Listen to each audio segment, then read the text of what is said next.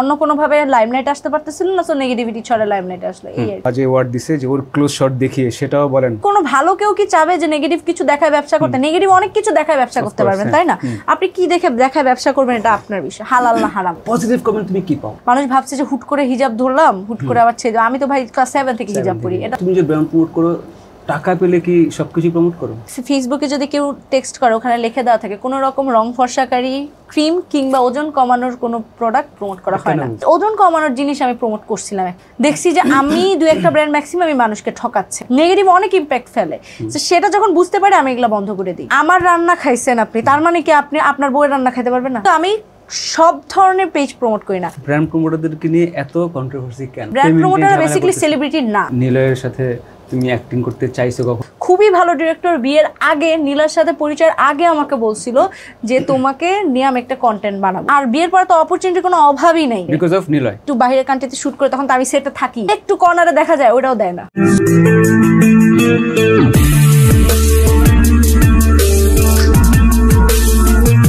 এখানে দুজনেরই তো দোষ আছে, ছেলেটার চাইতে ছেলেটার ফ্যামিলির দোষ বেশি। ওর ফ্যামিলি আমার মনে হয় ওকে পুশ করছে। হঠাৎ করে যে কি হইলো এক বছর, আমার মনে হয় ওকে কেউ জাদু করছে। একটা মানুষ কতজনের কাছে ভিকটিম হতে পারে? শোনেন, কন্ট্রোভার্সি হলে ভাইরাল হয়, এটা সত্যি। আমার জন্য নীলার জনপ্রিয়তা কমে যাইতেই পারে, আমার ওই ফেমের প্রয়োজন নেই। আমি কাজ করতেছি, টাকা পাচ্ছি, চলতেছে, আমি আমার শপিং করতে পারতেছি ঠিকঠাক। যে নেগেটিভিটিতে ভিউ বেশি হয়, তাই আমি নেগেটিভিটি করবো। ওনার এক্স হাজবেন্ড যে নাটক করতে, এটা আমি জানি। তুমি কোত্থেকে উড়ে এসে জুড়ে বসে কি বলে বসলা?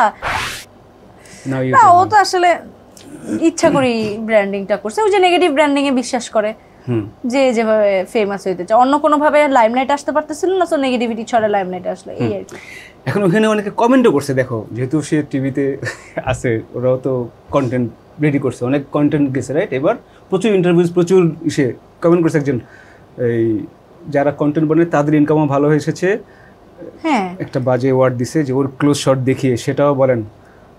হ্যাঁ, যারা কন্টেন্ট মানে তারা কন্টেন্ট তো বানাই, তারাও কিন্তু নেগেটিভ জিনিস দিয়েই করতেছে। দেখেন, অনেক ভালো ভালো টেলিভিশন চ্যানেল আছে, জীবনে কোনোদিন ওইসব কোনো আজে বাজে কাপলের কাছে যায় নাই, কিন্তু যারা হচ্ছে যে কন্টেন্ট ভিউ এর জন্য দুই একটা ফেসবুক কন্টেন্ট বানায় বা ইউটিউব কন্টেন্ট বানায়, নিজেদের সাংবাদিক বানায়, একটা মনে করেন একটা এইরকম একটা মাইক্রোফোন কিনে একদম সাংবাদিক হয়ে গেল, ইউটিউবার হয়ে গেছে। এরাই অ্যাকচুয়ালি এখানে বেশি থাকে, এরাই এদেরকে ফেমাস বেশি করছে। অফকোর্স আমি ওটা লিখছি যে ওরে দেখায় কত মানুষ যে ব্যবসা করে নিল। হ্যাঁ, তো তারাই কিন্তু কোনো ভালো কেউ কি চাবে যে নেগেটিভ কিছু দেখায় ব্যবসা করতে? নেগেটিভ অনেক কিছু দেখায় ব্যবসা করতে পারবেন, তাই না? আপনি কি দেখে দেখায় ব্যবসা করবেন, এটা আপনার বিষয়, হালাল না হারাম। খুব ভালো লাগছে, তুমি এই কথাগুলো খুব বলছো, আমার খুব ভালো লাগছে। এখন তুমি বলো পজিটিভ কমেন্ট তুমি কি পাও? ওই যে সুন্দর লাগতেছে, আপনি হিজাব যে ধরে রাখতেছেন, আবার ছেড়ে দিয়েন না। কোশ্চেনটা করছি, আচ্ছা বলো তারপরে। আর কি পজিটিভ কমেন্ট? এগুলোই তো ভাই। মানে হিজাব ছাড়লে কি হবে? অনেকে বলে যে ওই যে আছে না, অনেকে যে হিজাব হঠাৎ, মানুষ তো জানে না যে এটা, মানুষ ভাবছে যে হুট করে হিজাব ধরলাম, হুট করে আবার ছেড়ে, আমি তো ভাই ক্লাস 7 থেকে হিজাব পরি। এটা তো আমার মানে এমন না যে আজকে থেকে শুরু করলাম, হুট করে ছেড়ে দিব। হ্যাঁ, সো এটা আমার একটা লাইফের পার্টি। এটা আমার ফ্যামিলির সবাই পড়ে, বা ইসলামিক ট্রেডিশনে আমরা বড় হয়েছি, সো ট্রেডিশনের জন্য সবাই পড়ে আমাদের। বিউটিফুল।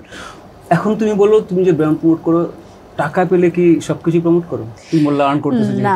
হ্যাঁ, এখানে একটা বিষয় আছে, রং ফর্সা করার ক্রিম ধরো, যে আমার ফেসবুকে যদি কেউ টেক্সট করে, ওখানে লিখে দেওয়া থাকে কোনো রকম রং ফর্সাকারী ক্রিম কিংবা ওজন কমানোর কোনো প্রোডাক্ট প্রমোট করা হয় না, ফার্স্টেই থাকে। কেননা প্রথম কিছু আছে না, মানুষের ভুল থেকে শিক্ষা হয়।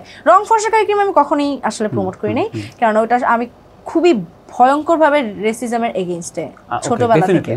কিন্তু এই ওজন কমানোর জিনিস আমি প্রমোট করছিলাম একটা সময়, করে আমার নিজেরই খুব দেখছি যে আমি দুই একটা ব্র্যান্ড ম্যাক্সিমামই মানুষকে ঠকাচ্ছে, আমাকে ভালো প্রোডাক্ট দিয়ে মিথ্যা কথা বলতেছে। এবং সত্যি কথা বলতে ওজন প্রোডাক্টগুলো তো ওজন কমলেও এটা খুব বডিতে নেগেটিভ, অনেক হার্মফুল। আমি কিন্তু এমন না যে নিজে না খেয়ে প্রমোট করছি, আমি নিজে খেয়ে প্রমোট করছি, নেগেটিভ অনেক ইম্প্যাক্ট ফেলে। সেটা যখন বুঝতে পারি আমি এগুলো বন্ধ করে দিই। ওকে, এই আর কি।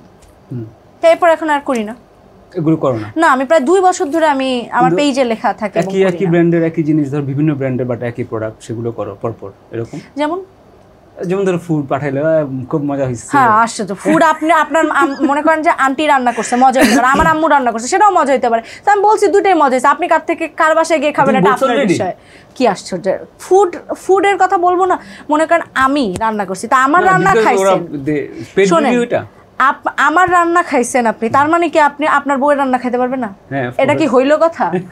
বলেন না খেতে পারবা তো, তা খাবেন, সমস্যা কি? তা আমি বলছি যে দুজনেরটাই মজা। আমি জানি ভালো না হইলে বলবো না, দিদি ভালো হইলে বলবো। শোনো না, আমি কিন্তু এই ঘটনা যাই, আমি শুধু জিজ্ঞেস করতেছি যে ধরো ফুড দিল, এখন 10 জন দিল ফুড, মানে ধরো আমাকে পাঠাইতো, এখন একবার আমি বলছি যে একটা জিনিস তো ভালো হয় না, ভালো লাগে না, এখন এত রেগুলার যেটা হচ্ছে ফুড আসলে আসতে থাকে, তখন আমি এটা স্টপ করছি যে ভাই আমি এটা ফুড শো করতেছি না। সো আমি এখানে একটা বিষয় বলি, এই যে আপনি তো বললেন না ফুড আসলে আসতেই থাকে, মিনিমাম 10টা টেক্সট আসে কেক পাঠাইতে যে ফুড আমাকে, কিন্তু আমি সব ধরনের পেজ প্রমোট করি না, একটাকে প্রমোট করি। আমি যদি না আমি বলি কুকিং স্টোভ, যেটা থেকে ভাই আমি নিজেরই আমি যখন অসুস্থ ছিলাম মাঝখানে, তখন আমার আম্মু অসুস্থ ছিল, সরি জ্বর আসছিল, তখন আমি আম্মুর বাসায় ওদেরকে রেগুলার খাবার রান্না করে ওদের থেকে পাঠাইছি। আরও কিছু আছে নুসরাত কিচেন, এদের থেকে আমি 3 বছর ধরে খাবার করি এবং কন্টিনিউসলি এদেরটাই প্রমোট করতেছি, কিন্তু 3টা ব্র্যান্ড, ডিফারেন্ট ব্র্যান্ড, কিন্তু এদেরটাই কিন্তু আমি প্রমোট করছি, কারণ এদের এক একজনের, কারো আমার ডাবের পুডিংটা খুব ভালো লাগছে, কারো হচ্ছে ওদের পোলাও, ওদের হাঁসের মাংস, যেমন একটা হচ্ছে কুকিং স্টোভের হাঁসের মাংস আমার হাজবেন্ডের খুব ফেভারিট, আবার নুসরাত কিচেনের ডাবের মাংস খুব ফেভারিট, আবার হচ্ছে 2-একটা কেকের আইটেম, কেকেরই আছে যে কেউ হচ্ছে ফ্লেভার অনেক ভালো, কারো হচ্ছে ডিজাইন খুব ভালো, সো আমি যখন যেটা প্রেফার করি তাকে বলি। বিউটিফুল। এখন তুমি এরকম ব্র্যান্ড প্রমোটারদেরকে নিয়ে এত কন্ট্রোভার্সি কেন? বিকজ অফ দিস যে যারা ব্র্যান্ড প্রমোটাররা, শুনেন ব্র্যান্ড প্রমোটাররা বেসিক্যালি সেলিব্রিটি না, যখন তারা সেলিব্রিটি হইতে চায় তখন তারা সেলিব্রিটি হওয়ার জন্য তাদের না হওয়ার জন্য অনেক কিছু করে যাতে তাকে নিয়ে আলোচনা হয়, যখন সেটা হঠাৎ করে হুট করে আলোচনা হয় তখনই, যখন সেটা নেগেটিভিটি বেশি থাকে, পজিটিভিটি নিয়ে কিন্তু তেমন বেশি সাধারণ মানুষের মাথা ব্যথা নাই, সো তখন হচ্ছে গিয়ে তাদের নিয়ে সমালোচনা হয়, এটাই তারা চায়, তাই হয়, এই আর কি। হ্যাঁ, তুমি আমাকে এটা বলো না যে নিলয়ের সাথে তুমি অ্যাক্টিং করতে চাইছো কখনো? এটা কখনো না, এটা আমি কখনো চাইনি, তোমাকে বলেও নেই, কোনো প্রোডিউসার ডিরেক্টর ইস্যুও দেয় নাই? শোনেন, আমাকে বিয়ের আগেই এক প্রোডিউসার ডিরেক্টর বলছিল, খুবই ভালো ডিরেক্টর, আমি বলি দাঁড়ান নামটা বলা উচিত হবে না, আমি পরে আপনাকে অফ স্ক্রিনে বলবো, খুবই ভালো ডিরেক্টর, বিয়ের আগে নীলার সাথে পরিচয়ের আগে আমাকে বলছিল যে তোমাকে নিয়ে আমি একটা কন্টেন্ট বানাবো, এবং উনি অনেককে নিয়ে কন্টেন্ট বানায়। হ্যাঁ, আমি বললাম যে আমি তো হিজাব পরি, আমি জানি না আপনি বুঝতে পারছেন, খুব ভালো, খুবই বড় ডিরেক্টর, খুবই ভালো।